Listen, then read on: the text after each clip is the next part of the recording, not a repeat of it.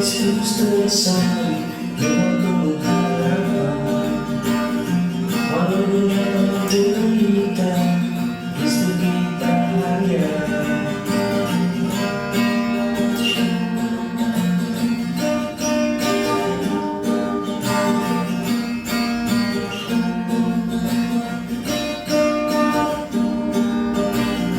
Karena belas kasih yang besar, kita beri penebusan. Panggilan Tuhan kemuliaan bagi umat beriman. Wasilis panggil aku, wasilis semangatku, wasilis panggil aku, wasilis semangatku.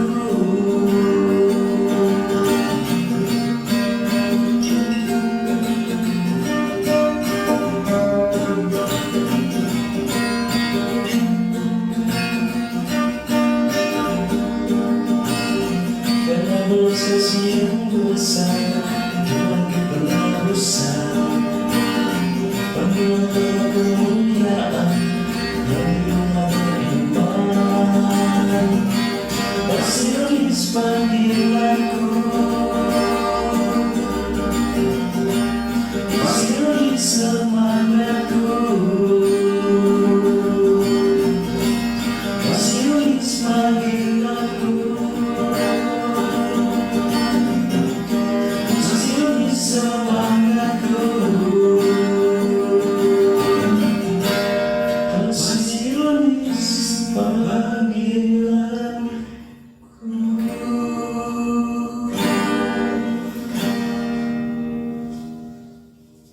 Perintis awal mengumpulkan orang-orang untuk hidup dalam komunitas. Ya, inilah pendiri yang namanya itu adalah Santo Paulus dari Salib. Santo Paulus dari Salib pada abad ke-17 menjelang 18 itu dia sebagai seorang tentara yang pergi berperang untuk melawan kejahatan, membela kaum miskin, orang-orang yang tertindas. Tetapi dalam perjalanan ia mendapat penampakan Bunda Maria. Bunda Maria mengenakan jubah seperti ini, warna hitam. Ya, ada ini lambang atau lencana. Ya.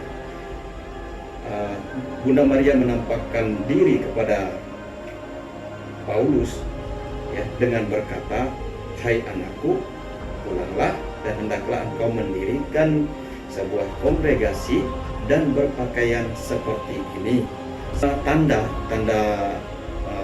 jubah hitam seperti ini adalah perkabungan, ya, perkabungan atas kematian Yesus Kristus, sengsara, wafat, dan bangkit. Itulah yang kita sebut dengan peristiwa Paskah Kristus. Inilah jubah warna hitam, ya, jubah warna hitam. Yang kedua, lencana, ya, lencana atau lambang. Ya, lambang ini, ya, Paulus melihat penampakan itu. Bunda Maria menggunakan jubah seperti ini dan juga ada lambangnya. Juga ada sabuknya juga. Ini ikat pinggang ini. Ini lambang ini. Kalau kita melihatnya, ya. Mengapa ada tanda putih, ya? Ada tanda putih seperti ini, ada salib. Ya. Kata Bunda Maria kepada Santo Paulus dari Salib, betapa sucinya orang memakai lambang seperti ini. Putih artinya suci, melambangkan kebersihan, ya, suci. Lalu kita melihat bentuk ini seperti jantung, ya. Pusat kehidupan manusia itu ada di jantung. Lalu kita lihat di sini ada tulisan Jesu expiatio, ya, Jesu expiatio. Ini bahasa Yunani, artinya sengsara Yesus Kristus, ya, Yesus, XP ini XP itu Yesus Kristus, dan juga Pasio ini artinya sengsara. Jadi kalau secara harafiah kita terjemahkan Yesus XP Pasio artinya sengsara Yesus Kristus. Jadi ya, ada 3 paku di sini. Kalau kita mengikuti drama kisah sengsara Yesus dipaku pada kayu salib. Ya, kalau dihitung berapa jumlah paku di situ? Ada 3 ya. 1 di sebelah tangan kanan Yesus, ya. 1 di sebelah tangan kiri Yesus, dan juga 1 di kaki. Ada 3 paku di situ. Mereka memakukan Yesus di kedua tangan dan juga 1 di kaki. Tapi ada makna lain lagi. 3 paku ini bisa juga kita artikan sebagai 3 kaul dalam hidup. Sebagai religius pasionis ada 3 kaul atau janji. Ya, 3 kaul atau janji itu kemiskinan, ketaatan, dan juga kemuliaan atau sabuk.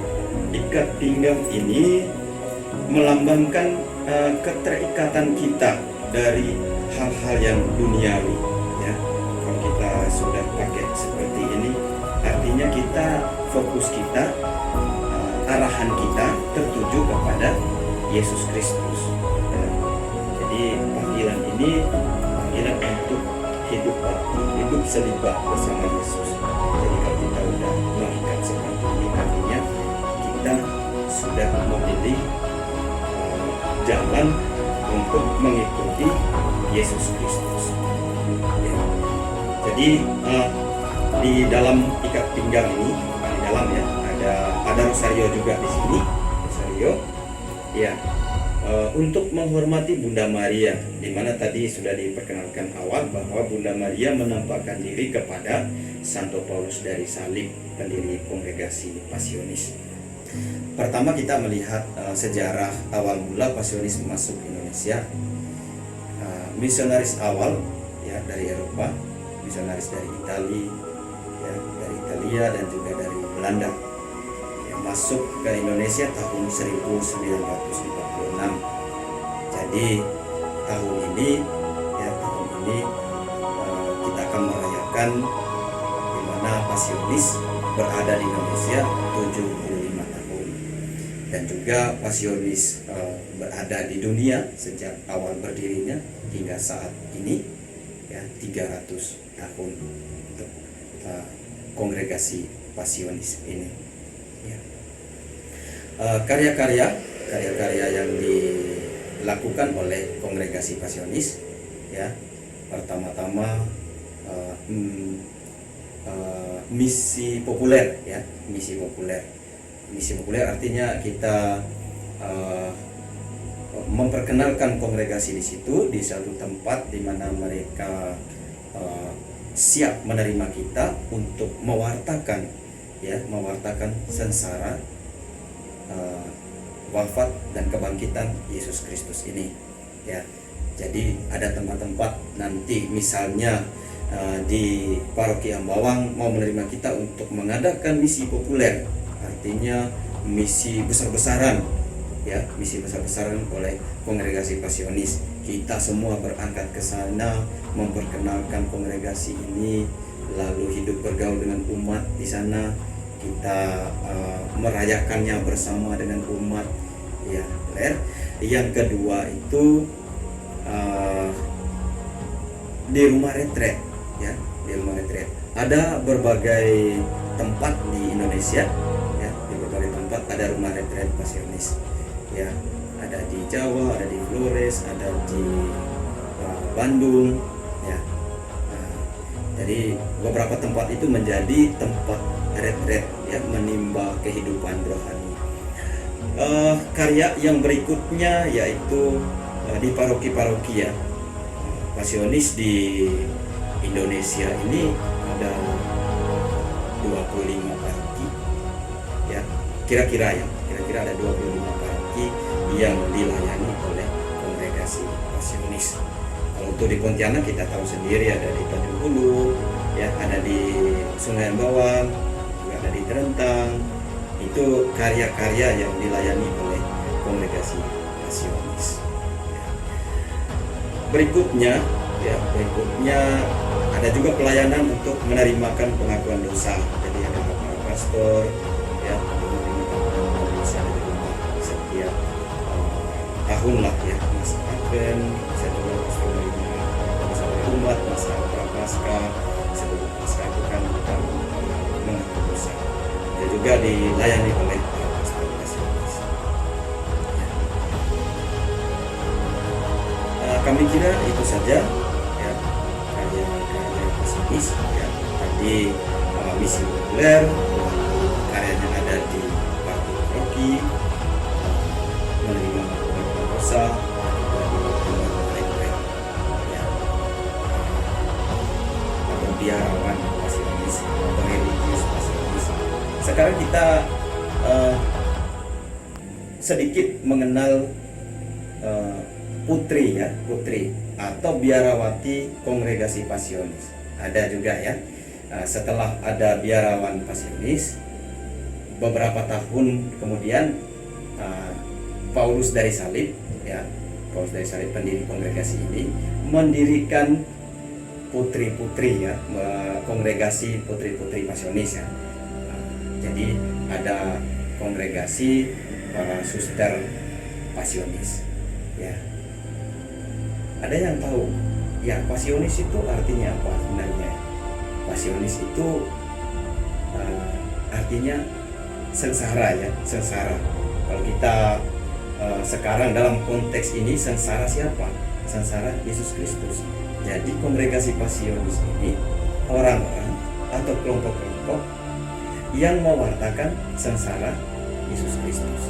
Nah, inilah kami ada para suster Pasionis juga. Karya mereka kurang lebih sama seperti para putra atau biarawan Pasionis, tetapi mereka lebih berkarya di dalam ya, lebih berkarya di dalam. Ada juga mereka ada keseimbangan kontemplasi dan juga aksi atau tindakan nyata yang mereka lakukan itu di dalam biara. Jadi kayak ada bikin pasti ya, ada jahit jubah ya, bikin lilin, ada dan juga berbagai hal. Ada juga bagian peternakan, perkebunan. Mereka juga ada karya-karya, tapi tidak keluar dari kompleks biara mereka. Mereka berkarya di dalam kompleks itu. Itulah aksi. Artinya kita beriman dengan tindakan nyata. Ya, itu. Jadi para suster Pasionis ini tugas mereka berdoa dan terus berdoa. Istilahnya kontemplasi. Tidak keluar dari kompleks biara mereka, tapi mereka karya nyata di dalam. Ya. Jadi antara doa dan aksi itu seimbang. Jadi mereka itu kalau keluar atau mau belanja atau ada keperluan sesuatu harus atas izinan Gusti ya, tidak keluar sembarangan atau belanja seenaknya, pergi keluar ke sana kemari. Jadi tugas mereka di dalam. Tugas mereka utama adalah berdoa. Ya, lebih sama kita sebagai biarawan biarawati, tugas utama kita adalah berdoa. Berdoa bukan untuk diri sendiri, keluarga sendiri, tapi berdoa untuk kita semua, untuk umat. Itu saja saudara-saudari perkenalan singkat dari kami mengenai Suster Budia Pasionis. Sekalian kami ucapkan terima kasih.